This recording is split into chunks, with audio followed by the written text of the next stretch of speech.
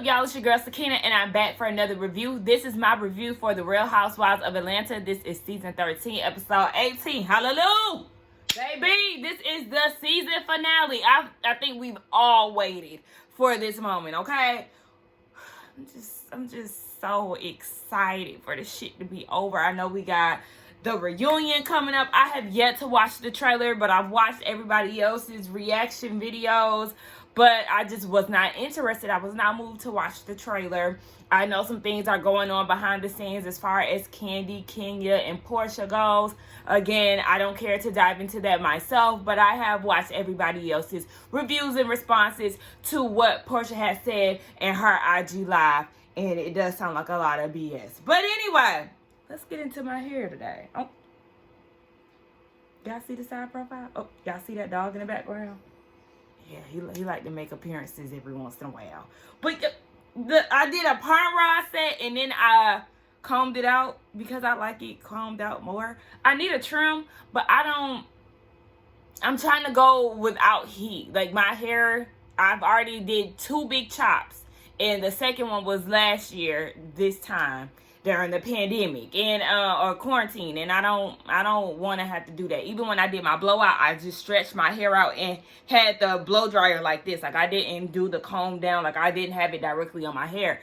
So yeah, I need to trim and all of that. But y'all see that little girl? Okay, you know, I kind of feel like Whitney Houston a little bit today, but it is what it is. Enough of me and my hair. We see that the ladies are doing their things. We see that, who was it? Kandi. She was at Blaze, and December 18th, which is 3 of my family members' birthdays. Hey, Deja, Deshana, and Uncle Jay. But it's their birthdays. But on December 18th, she is recognized as Kandi Burruss Day in Fulton County, or no, South Fulton, Georgia. Nonetheless, she doing her thing. She's going to continue to help the community and do all the good work that Kandi Burruss does. That's why I love her and I respect her. We see that, who else was doing something? Oh, Cynthia and Mike, they're talking about, you know, getting another house for them, a bigger house for entertainment and all of that, a common area for them, but you know what I'm saying, a common space for them. And then we see Porsha, she's trying to get the people riled up for the Warnock and Ossoff Senate race, and you know, we did our thing here in Georgia for that. But yeah, anyway, let's get into this other stuff. We open up with Drew. Anyway, we see that her son Josiah is getting ready. They're all getting ready to meet his dad. She did say that they met for the first time a year prior to, and it was supposed to be a call schedule, but the dad did not uphold his end of the bargain. See, okay, so I understand that would be a red flag, and that would give me some type of reluctancy, okay? So I understand that. But I just feel like I was ready to fast forward it. That's how I felt. Like, literally, I know they got down to the bakery and they're waiting. He's an hour late by now. And I was just like, okay, can we just, like, I was tempted to hit one of these. Okay, let's see if this man show up or not. Because I would rather just hurry up and get this over with. Baby, it's the Fire Flame two-tone button up for me. When did he go to jail? I'm sorry, you know, the niggas get out of jail, baby, and they be having the fashions from when they went in that bitch, okay? And I don't know if he's from LA, but obviously that's where he lives at. This whole scene was cringy. It really was. In all honesty, that kid, Josiah, was not holding back, okay? They say kids gonna keep it real.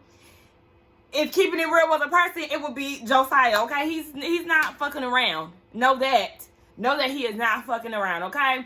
So, anyway, yeah, they're having a conversation. The dad is trying to ask some questions. Everything is okay. How was school? Do you like this? Okay? He was using sign language. Like, he really ain't have too much for the dad. And it just, I was not here for this whole scene because, yeah, it was definitely giving me secondhand embarrassment. What the dad should know, he actually looks just like his dad. Josiah looks just like his dad. His dad has beautiful teeth. Like, come on, teeth. What? Come on, teeth. And did y'all notice he had on a Louis V belt? Jesus save us. Anyway. Anyway, Drew goes and talks to him by themselves. And she's like, okay, so how do you feel like you're going to be consistent, especially because you don't even live here? We tried to do the call scheduling thing, and he really didn't have a good response as to why he didn't, you know, keep up with that. And he was like, you know, I'm going to try to come out here as much as possible. He wants to get to know him. The thing that was kind of uncomfortable for me was the fact that Drew and Ralph was coaching old dad. I hate that damn name. She even has that name set in his phone. Like, you have to understand, with you saying old dad as well, you giving him this name. Kids ain't dumb. Old dad, okay, out with the old, in with the new. He ain't playing with that. He ain't worried about that man no more. So, I mean, it's just, the whole thing is weird. And then I heard that this is just a plot and a scheme to keep her peach on the show. This is a fake storyline, as well as the whole Tampa thing with Ralph. Like, anyway, yeah, the son was not feeling it, and neither was I, because this shit was uncomfortable as hell. And the dad said that he gonna fly out tonight. If he was gonna fly out tonight, like, what you gotta do? You wasn't interested in trying to see his basketball skills like you said that you was? Like, why you leaving the same day? But anyway, child, enough of that. Also give Drew that she looked cute in this scene. Her hair was cute. Her makeup was cute. That jacket, her hair was covering it, because I know it had furry ass sleeves, and it had some jean stuff going on here. I think she had like a silk green button up. She looked good from head up. Her clothes, I ain't gonna roast her for her clothes today. She actually looked presentable. Kenya.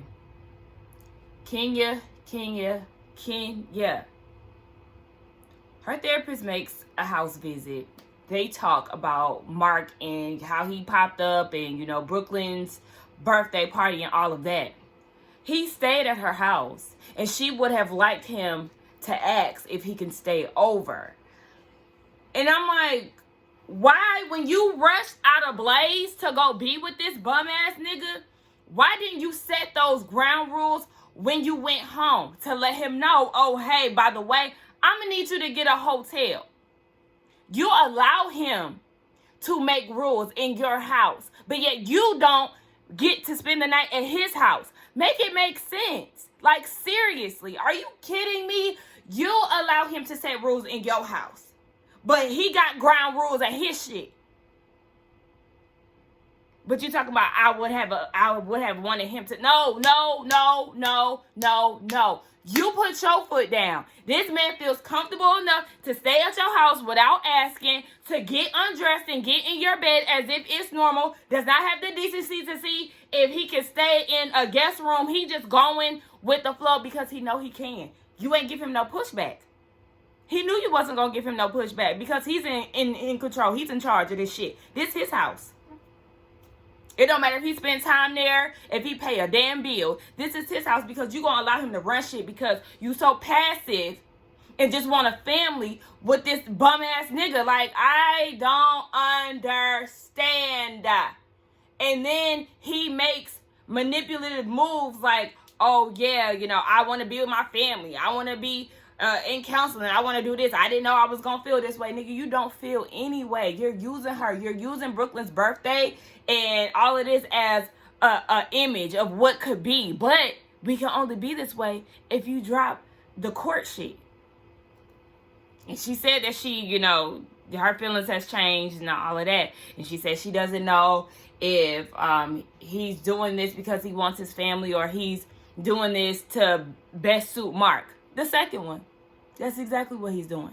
You should already know that. You shouldn't have to question that because he's shown you multiple times. This nigga, don't forget, I know it's not on this show, it's not airing, but in real life, on your 50th birthday, he announced a divorce. See, you keep giving him chances, and he keeps giving you reasons as to why y'all should just go ahead and divorce. Like, he playing you like a fucking fool, bruh. And then he blocked her. The therapist wanted to hear his side of the story. She texted him first. I'm like, why are you texting him? Your initial thing should have been to call him, but whatever. She texted him and never delivered call and went straight to voicemail. Trying to give him the benefit of the doubt. His phone could have been dead, or, you know, when you're in an area where your signal ain't working If it's not delivering, you should be able to have the option to hold your text message down and send it as a regular text instead of an iMessage. But whatever. Anyway, like I said, I'm over Kenya and Marc's ass. All right, so scratch what I was saying, trying to play devil's advocate and all that shit. He blocked her, and she knew. She know her husband, honey. He blocked her because he wanted to come down to Atlanta that following weekend and cook and do all this sexual shit to her. And she was like, no, like, he's slimy. Like, I don't like shiesty ass, manipulative ass, snake ass men. And that's exactly what he is. That's exactly what he is. Like, what do you mean you want to come down and cook and do all these sexual things? Boy, fuck you. Go fuck on whoever you been fucking with up there in New York. So then she goes and gets Brooklyn's phone. What? Why Brooklyn got a whole iPhone? Shit. Oh, well, I be trying to grab my phone and I film with my phone. But she got a phone like me. I got the XR. Why I look like she got an XR? Like, excuse me. She's only 2, but nonetheless, she got a backup phone. She called, the phone rung. She texted and asked, why am I blocked? He talking about, I can't talk right now. One of my friends just got in an accident. I'm at the hospital. And she called your dumb ass out. Bitch, we in the middle of a pandemic. Ain't nobody going to no damn hospital for no damn car accident. They gonna let your black ass in there with your lying ass talking about some Kenya. I can't talk right now. Boy, fuck you. You're full of shit. She said she gonna start treating him like the bitches that she fight in the streets, well, verbally, you know what I'm saying. But it's just like, you should have been did that. And we know you ain't gonna do that. Cynthia is having a white elephant Christmas, basically Secret Santa. The initial gift limit was $100, but you know, they got big coins. They coins a little longer than $100, Cynthia. So she bumped it up to $1,000. We see that Drew was talking to her mama and them, and she talking about, oh, I think my gift will be a Harrow's chicken truck. No. You know why? Because it was hella food at that event. That is not a gift. Nobody can go home with that damn food truck. If you ain't got the money, just say that, Drew. Anyway, we see Kenya at the jewelry store, okay? Because she got a little coin, honey, okay? She at the jewelry store. And then her cousin Shay was like, so what if Drew was to get the item that you picked? She was like, well, she got that Napoleon complex. So, do y'all got some dog chains? Get that hoe together. Anyway, we get down to her event, or Cynthia's event, and everybody is like canceling. Latoya don't want to come because she don't want to be a part of drama. Marlo was not coming for some reason, but her assistant is sending her gift. And it's just weird because like Drew is cramping and they're late. Her and Porsha are late. She's on FaceTime with Drew and she was like, see, this is why I wanted you to get here. So she flips the camera and shows her these raggedy ass llamas dressed in festive outfits. Bitch, I wouldn't be rushing down to Lake Bailey to see no damn spitting ass llamas. I think the hell not. Why they shitting and pissing all in your driveway. Candy show up looking a mess in a damn tracksuit jacket with a sparkly skirt and a mesh top. Hell fucking no. Kenya showed up looking great. I loved her sequins jumpsuit. She looked very festive. I love Cynthia's outfit too. She had on some wide leg slacks and a sequins shirt. Mallory looked cute in her leather sequins combo with the hip side. I said, okay, come on. I love that. Shamia's dress, hated it. And who else showed up looking a mess? I don't think nobody else is there as of yet. But I was like, ugh. See, this is why I need specific, like, I don't know if the dress code was sequins, but I'm going to need a little bit more. Obviously it was because everybody showed up, sparkled out. But I'm going to need a little more. Come in black sequins. Come in white sequins. Come in whatever the hell. I don't know. I just don't like, I like my group to be looking good as a unit. I need all of us to be meshing well, okay? I don't, imagine them taking a picture, looking a damn mess. Porsha and Drew get there 3.5 hours late. That is unacceptable. And I understand why the girls will be so annoyed by that. Porsha, you've been late throughout the whole season for over an hour. Like, you've been tardy for the damn parties, bitch. Like, what are you doing? That's probably because she live all the way out there in damn Duluth. You got to get through Gwinnett traffic and then suffer through Atlanta traffic to get where you need to go. Move your ass closer to the city, girl. What the hell? Like, see, that will make me so mad. Like, because it's just a telltale sign that you don't really appreciate other people's time. I have been working on being more on time to events. Do I always succeed? No, but I'm never that late, okay? I'm never 3.5 hours late. More so like 45, you know? So, yeah, I could talk my shit a little bit, okay? But anyway, they get there. Don't like Drew's dress. Don't like Porsha's dress. It got too much of this, like, string. It's like too much string going on. Before they even get there, they explain the rules to the white elephant party. Of course, Shamia is trying to cover her friend and all of that, trying to make sure she get a good gift. Girl, no, okay? Sit down. You don't always have to cape for her. Like, I understand y'all are friends, but just like you working overtime, sis, for the smallest things. Just sit down. Whatever gift she gets is whatever gift she gets. But why do you feel the need to try to save her in this moment? Like, calm down. By the way, that food, oh my God, that food, it looked amazing. Oh, that mac and cheese. Even down to the damn cranberry sauce. When the holidays coming back around, I need me a good old soul food meal with a little dressing and a little greens and a little cranberry sauce. But I'm getting off topic. So we see that they finally decide to open up the gifts. Porsha is the first to go, and she opens up a Tiffany gift that was from Cynthia. Cynthia gave her a beaded necklace, one of those like fitted beaded necklaces from Tiffany's, along with the well, I said necklace and I'm doing this bracelet along with a necklace. It was very underwhelming for Porsha, but Porsha goes and lies and says, "Oh, but I don't wear necklaces." Okay, well, Bravo gonna show us the different confessionals that you always wearing necklaces in, down to that damn gold confessional look that you got looking a damn mess. Like, girl, if we know you don't like the gift in, don't nobody want that shit either. But, I mean, take it for what it is, girl. Then we see Drew. Drew gets a gift that she's seen Porsha putting out of the trunk.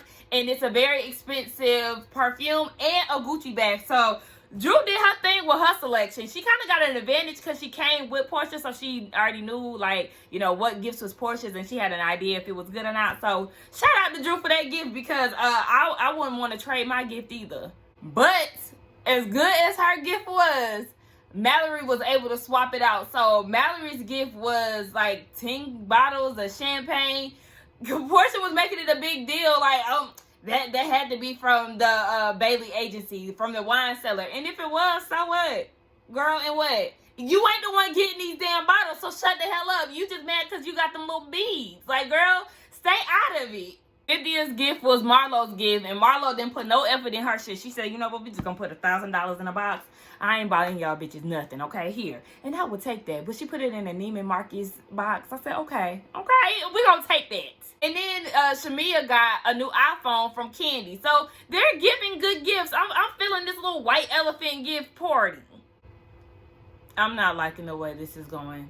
Just when I just gave it props, y'all seen I just gave it props, and Kenya, it was her time to go, and she went with Shamia's gift. She said that Shamia got good taste, and she did get a Chanel brooch and a scarf. So then the assistant Chandler, he goes and picks for Marlo, and she gets to steal anybody's gift. So he steals the Chanel. Okay, cool.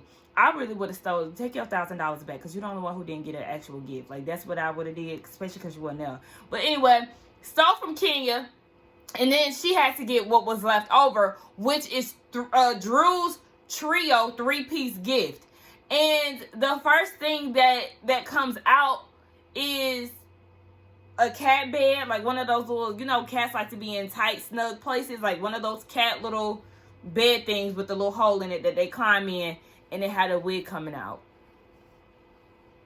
And this is where I'm going to get annoyed because, bitch, why, like, let me wait because it's a commercial break. So let me watch the scene play out before I go in on her ass. I'm chopping this shit up. I ain't even watching the whole scene as of right now. I just watched a little bit of it. First of all, bitch, You come in there with the pet carrier and the wig, and the moment I seen that wig poking out, I already knew it was the wig that she was wearing in the beginning of the season, okay? She talking about, this is the $1,000 wig because Kenya quickly, bitch, the fuck, what am I gonna do with this fucking wig? I ain't gonna call it raggedy because, like I said, it's definitely better than some wigs that I've seen before on TV and in real life. So I'm not gonna dog out the wig, but what you're not gonna do is sit here and lie and say that it's worth $1,000, because, ma'am, why it look nappy as hell then?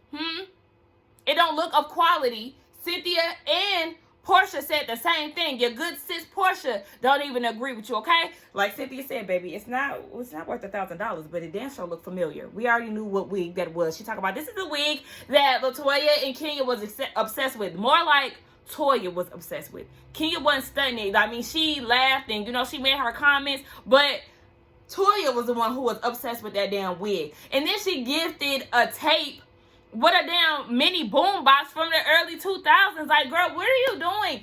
Who still carries tapes around, you old school bitch? Like, you... I told y'all, Drew, if you was broke, just say that. You obviously couldn't even afford the damn Harold's Chicken food truck. I don't know if it's gonna come later on in the season, in the scene or what, but what happened to, I would have preferred that over this raggedy ass wig. I said it again. I'm gonna say this worn out wig and a damn boom box with a tape that go with it. Drew, bitch, you can see Candy is getting so annoyed. Kenya is over it. She goes to the side and calls Brooklyn, and Porsha is like, but you really gonna give her the $1,000 gift, right? Like, even Porsha is like, she don't like Kenya, mind you, but she like, bitch, what is you doing here? Like, you really gonna give her the right gift, right? And Drew raggedy ass talking about, I did those bundles. Brokest bitch in the room doing the most.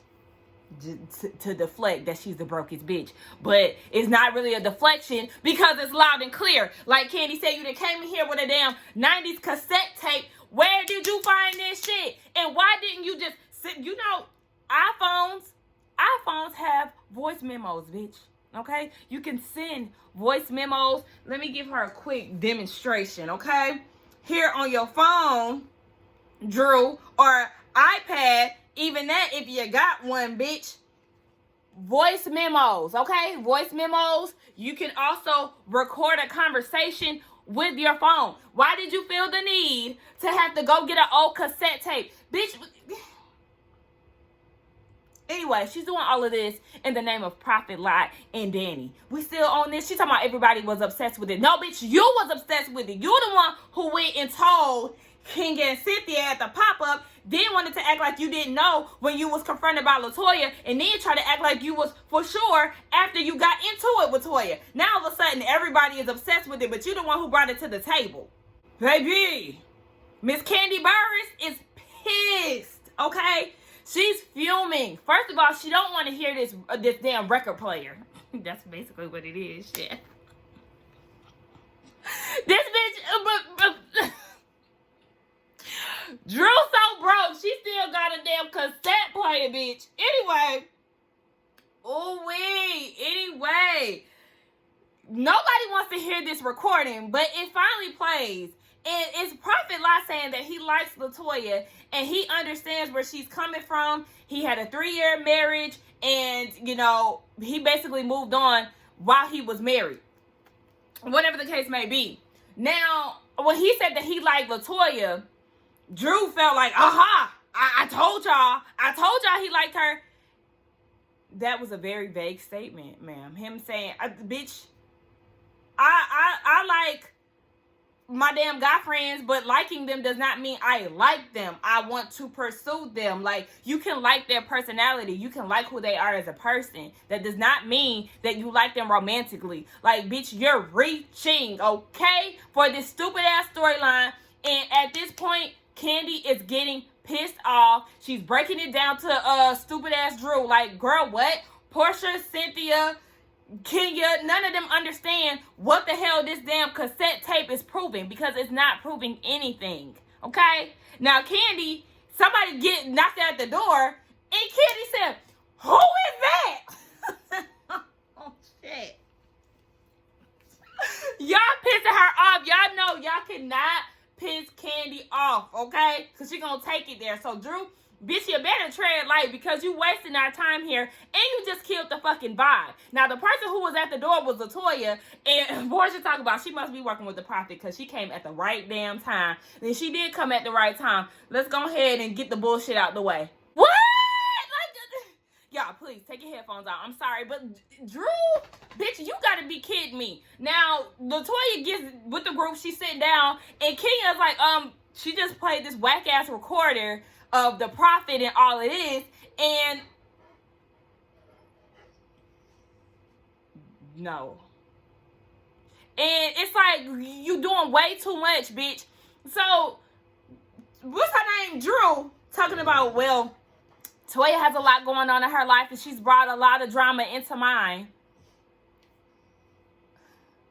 Are you kidding me? Oh, my gosh. Like, somebody give this bitch a job, okay? Somebody hire Drew because this shit that she got going on for Housewives of Atlanta is not working, okay? She don't know how this shit works. This shit don't make no sense. If you gonna have a storyline, make it make sense. You sitting here blaming Toya because your daughter didn't get baptized. If this ain't the weakest storyline that Drew, stop with all this Delilah spirit and all of this shit. I love the fact that Toya is gonna get right the fuck back with Drew raggedy ass. I keep saying raggedy ass. That's like my favorite word today. But it's very fitting, okay? And like Kenya said, baby, you're a narc, okay? And Latoya said a narcissist. No, that is not what Kenya meant. That is two different meanings. That shit had me cracking up. But yeah, you keep lying on her and doing the most. And even if it's going down with the prophet and Toya, that has nothing to do with your life being ruined. That has nothing to do with your daughter being christened. Like, that's just the whole thing. The fact that you're making this situation about you, Drew, and it don't have nothing to do with you. And just like Toya said, bitch, you need to be worrying about your husband while he down in Florida trying to get bitches like me, honey, okay? Fly bitches that can dress and hair is laid. Okay? Well, we don't know what kind of girl goes. I mean, if that, he better have been in Tampa doing some upgrading, okay? Because if you downgrading, baby, we ain't gonna talk about that. But anyway, it's just like all of this shit is so unnecessary, and Drew is just gonna keep at it and keep at it. I will always do whatever I can to protect my name, my character, and my family. Again, just making this all about her. And Candy is getting pissed again. She's saying, you keep blaming Toya for a grown man's actions. If he was fucking with her, it's because he wanted to. Hello? It's simple math. But yet she keeps talking about, well, I only speak on it if it's affecting my family. Even your good sis Porsha is sitting there rolling her eyes, confused, in her confessional saying that you really bothered by this shit. And it's like, why are you so bothered? You're bothered? You're fake mad for storyline purposes. If fake mad was a person, you don't have a reason to be mad, Drew. Do you want to fuck the prophet? Huh? Do you? Because you too busy worried about where he's slanging his peen at. Like, girl. And it's not like she has this, like, you acting like Toya trapped him. Like, she got him down in the damn dungeon locked up. Bitch, this man is moving freely, okay? He does not seem like somebody is holding him against his will. Girl, get out of here, tired ass Drew. Remember, Drew spoke so confidently about his engagement and, you know, everything that the prophet had going on, but this is her friend of many years.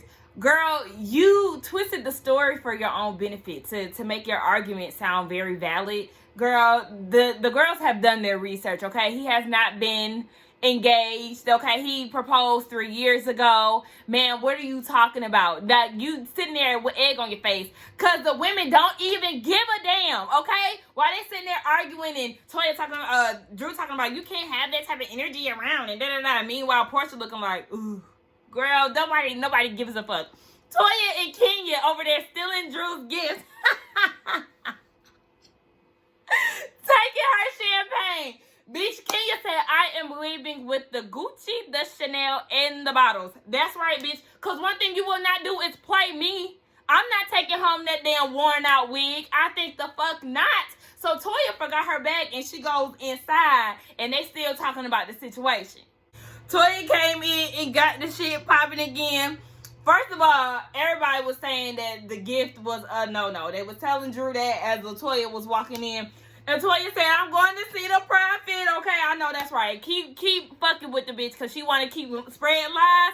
Go ahead and give her something to talk about, Toya. So she said she going to see the prophet. And she said, matter of fact, he blessed my house today, honey, okay? Yeah, we are still in communication, bitch, since you so pressed. She talking about some, Toya, what's her name, Drew, talking about, I'm not. Matter of fact, you do need to be with somebody like the prophet. Bitch, shut up. You're very pressed. You're very worried, okay? You talking all that shit. I hate Latoya's dress. I hated that shit. That shit was ugly as hell. But nonetheless, Drew talking all that shit. She grabbed that wig. Toya grabbed that wig and threw it at her. Now all of a sudden, Miss Chi-Town came out. She had like she gonna do something. Well, the girl, bitch, you was not about to do a bitch ass thing. You know that it was 1,000 people that was gonna get to you before you was able to get to Toya. You knew damn well you wasn't gonna do that. You know people love to act like they're gonna fight somebody. Girl, you wasn't gonna do shit. You could have easily just blocked that shit and been like, girl, get out of here. Like, girl, you know you was not about to bust a grape, bitch. Anyway, yeah, at this point, the damn Christmas event is ruined. Oh, why did... Oh, y'all, why is the end sending me? Now, Toya and Kenya is leaving, right? They leaving. Some Christmas carolers is coming down the driveway and they singing. Toya crazy ass, I don't know if she was drunk, but I wouldn't be surprised if she was. But she goes and she's trying to dance with them. And Kenya trying to get her in the car. Kenya's literally trying to get her in the car and she's trying to kick it with the carolers. Mind you, I've never seen carolers before in my life. But I was happy to know that they were black and they sound good. So Kenya's like, please get away from my car. And then she rolled down the window. She's like, she's trying to be nice. Like, nah, bitch, talk that shit that you was talking when the window was rolled up. We do the recap, or not recaps, but like we do what happened after the cameras went down. Kenya and Brooklyn going to Paris soon. Her and Marc Daly getting a divorce. Drewisha decorating her house. I mean, you don't have any type of style.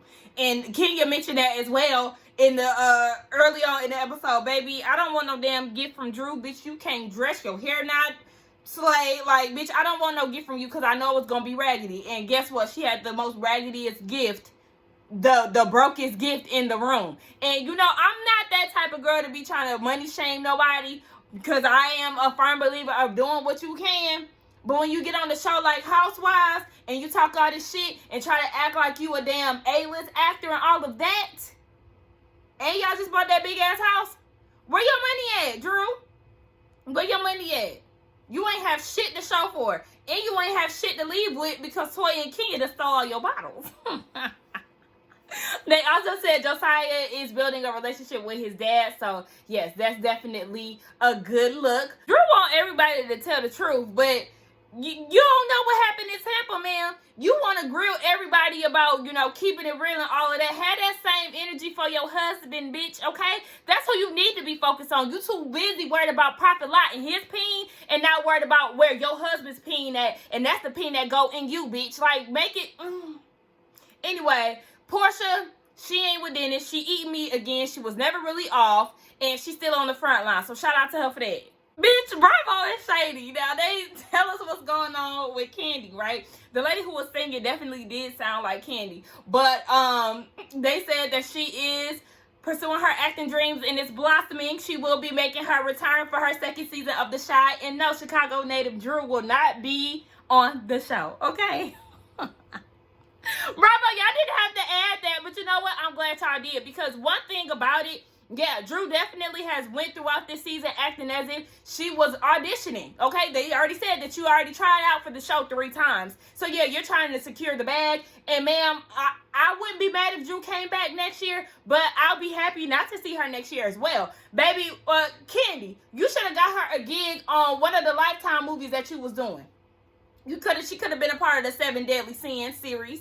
Okay, Lifetime. Somebody give Drew a damn role, because the role that she played here, we did not like. Okay, we need to see something else, bitch. Let's get out of here, Drew.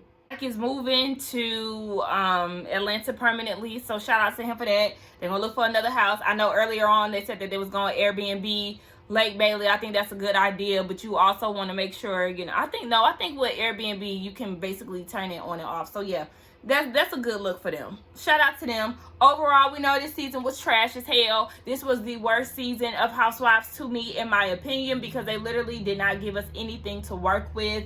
I'm highly disappointed, and we all need to see improvement next season. I don't know who they gonna bring back and anything like that. We'll just keep an eye out on it.